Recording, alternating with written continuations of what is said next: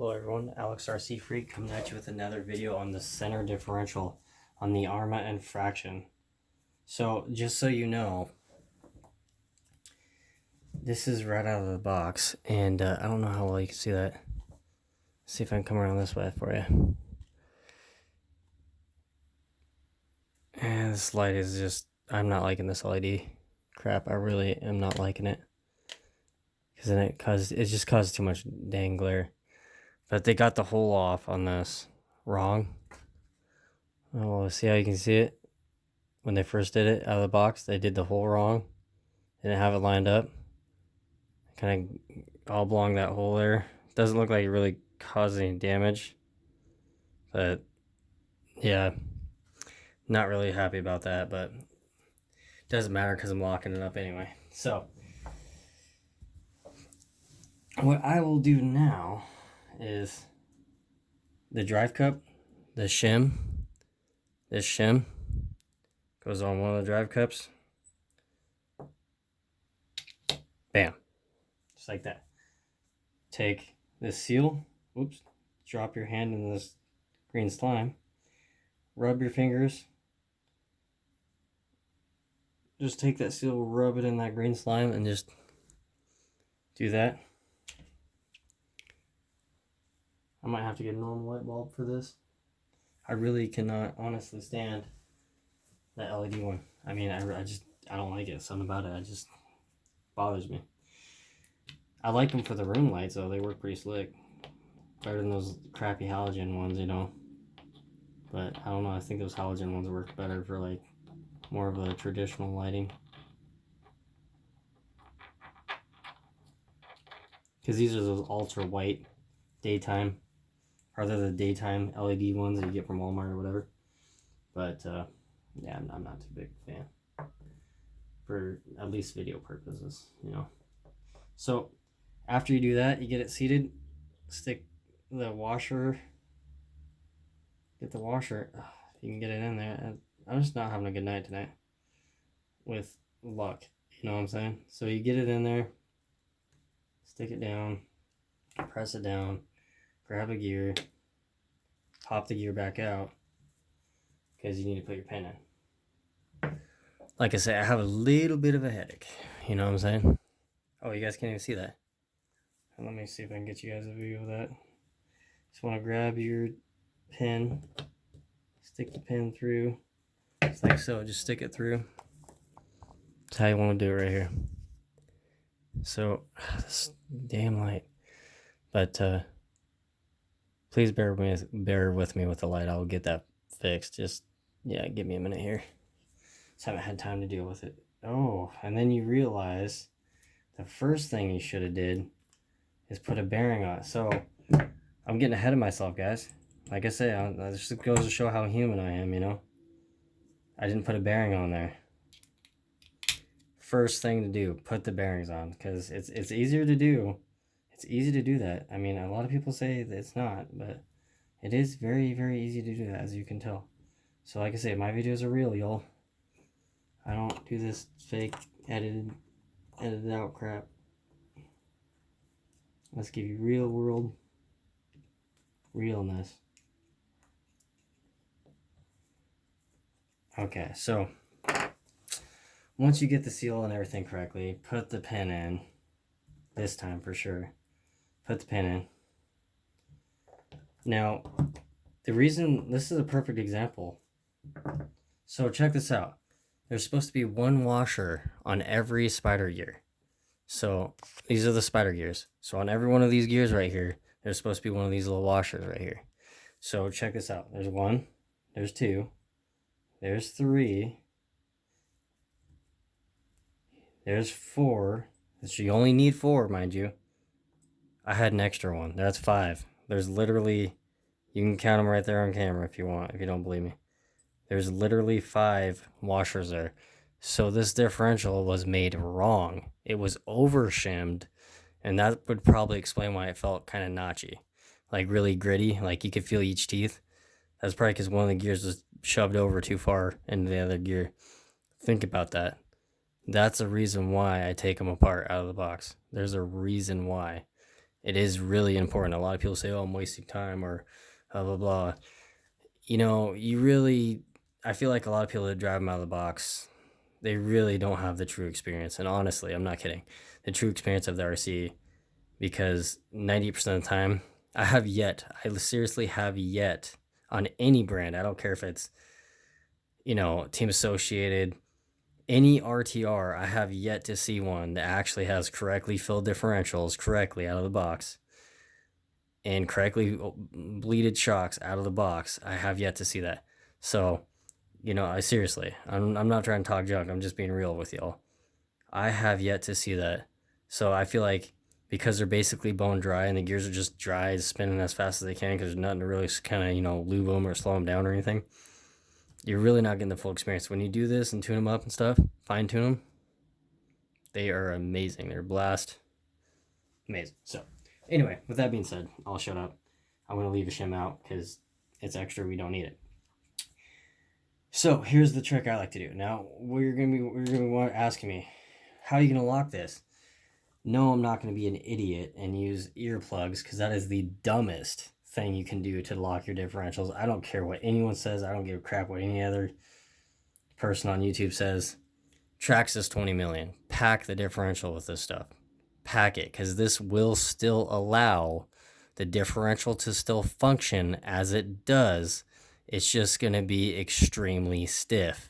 So the differential gears will still work versus earplugs that will spread the gears apart like that a little bit and you can chip teeth and grind teeth. It's just a stupid way of doing it.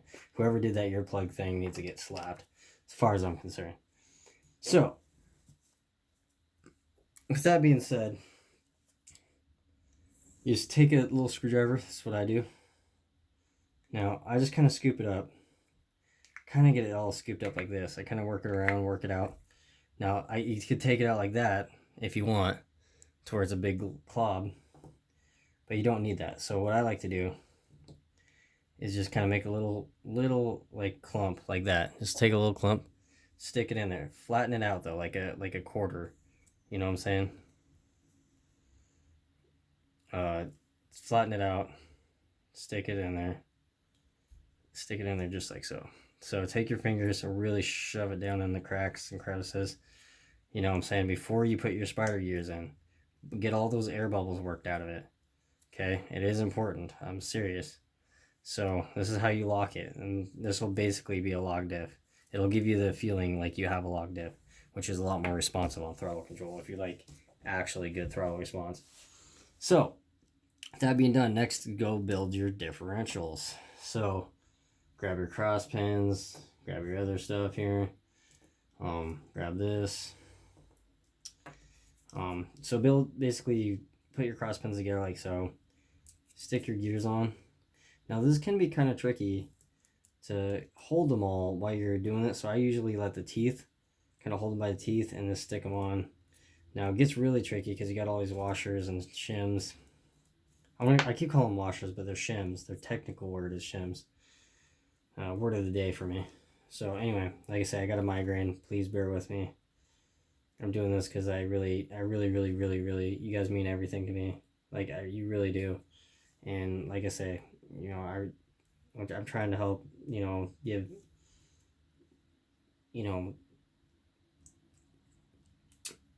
knowledge and what I've learned over the years to people that maybe just don't know.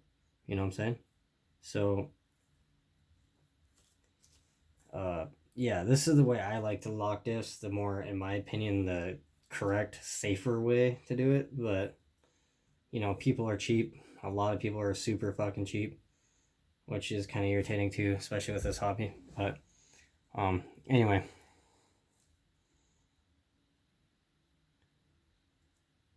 So you gotta stick it together. Sorry, I kind of go in like a little bit of a concentration. Like, when I'm putting this together, because it is tight, you gotta work it and make sure the gears are stuck in there.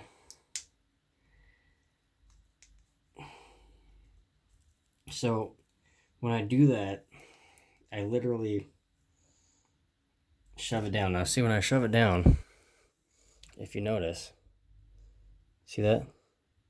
See how there's a little bit of this stuff right there. So it's a little bit right there and there.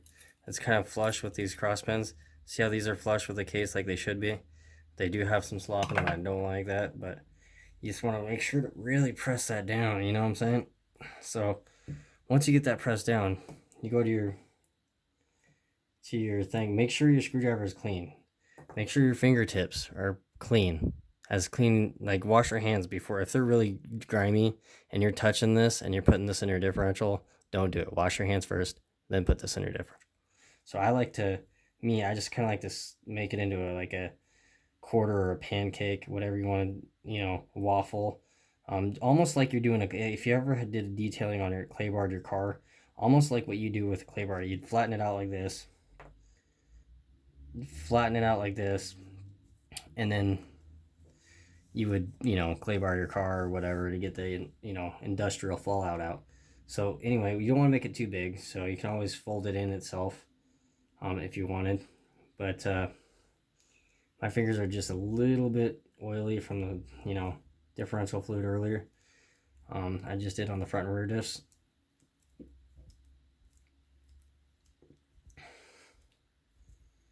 So you just basically pack it flush like that. So once you get it packed like so, try to get all the air out of it. That's what I always try to do. And then you're ready for so set this aside. That's done. Put a cap on this. That's all you need. You really don't need a lot of this stuff. It is 14. It's about 15 bucks for this little thing, which is a pretty big actual jar, and it's actually pretty full, which I do like. I got a couple. I got like 3 of them because this is like my go-to fluid. So anyway, you're gonna want to build this.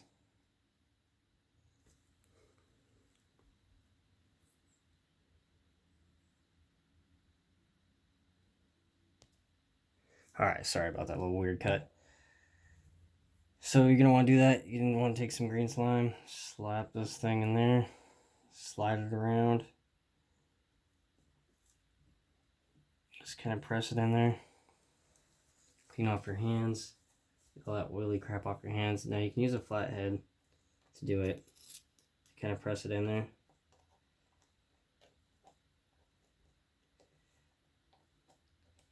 I like to make sure the seal is popped in. I don't want to just, a lot of people I've seen do this, that do this, and to me it's wrong. Just so you know, they like to put the seal down in there and it's kind of like it's squished down flat here, and then but it's bulged out here. So what that does is it causes this washer to be cockeyed, to be like angled in there. So when you put the pin in there, that washer or this O-ring right here, this orange O-ring, is always popping, is always leaking fluid out. So just keep that in mind. If this is not correctly seated before you put this washer in there, it will leak out your differential fluid, whatever fluid you put in there. It will, and it'll make your chassis a very big mess. So just something like note. So when you want to stick this thing in there, just like so, just like that, it should sit. Now you can push it down too if you want. There you go, and it should sit as flush as possible. So take this pin, stick it like that. Take this gear. Now I like to take the gear, take this, set it aside. I like to take this gear and just shove it in there.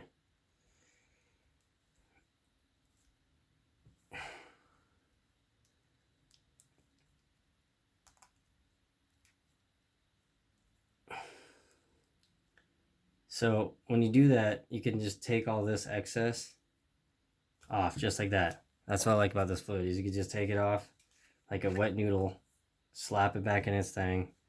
You got a little bit of excess right here. You can just take it, just round it off just like that.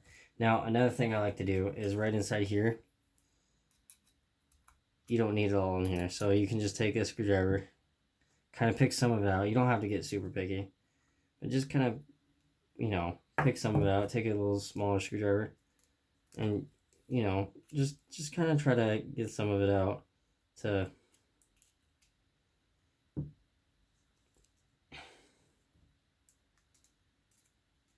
so that way your pin and everything is correctly seated.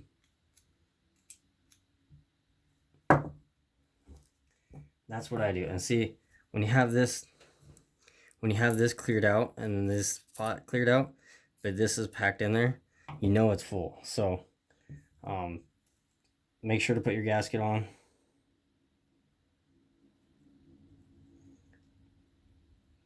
So, and you're like, you probably don't need a gasket when it's locked. Technically you don't, but for that gasket is thickness. So it was designed to have that gasket installed in there.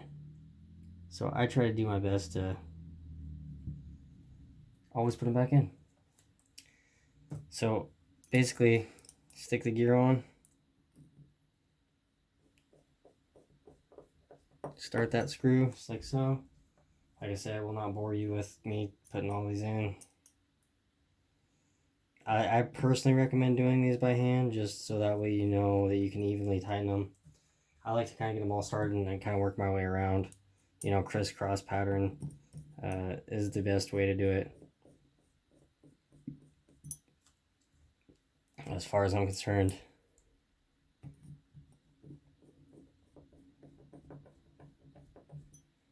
So, and that is how you assemble a center differential, unlock it, and you can still, just to show you, I can still see how that one's that way and the other one's the other way. You can still turn the diff. You can still turn it. It's just extremely, stiff or whatever. So, with that being said, thank you guys for watching.